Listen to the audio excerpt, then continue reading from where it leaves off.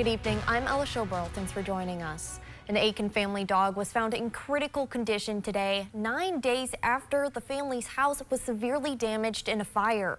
That fire happened over a week ago at a home along Highway 210 between McGregor and Aiken. And as we reported this week, the Aiken community stepped up to help the single mother and her 4 children after that devastating fire caused damage to their home and killed 2 of their pets. Their other dog, Hazel, was missing after that fire, but thanks to the help of a thermal drone operator, she was found this morning 9 days after the fire.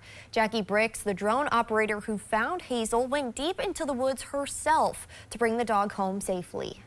Not only did she survive the fire, but then she was starving. And when we found her, she's malnourished. She's extremely dehydrated, but she survived, which is a miracle. The Sonoski family says Hazel is in critical condition right now. Their vet told them that they would either have to euthanize Hazel or raise $10,000 for medical bills due to her condition.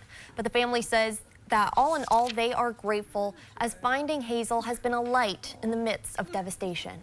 She's fighting to stay alive. Like, she lived 9 days in the woods, and she is a fighter.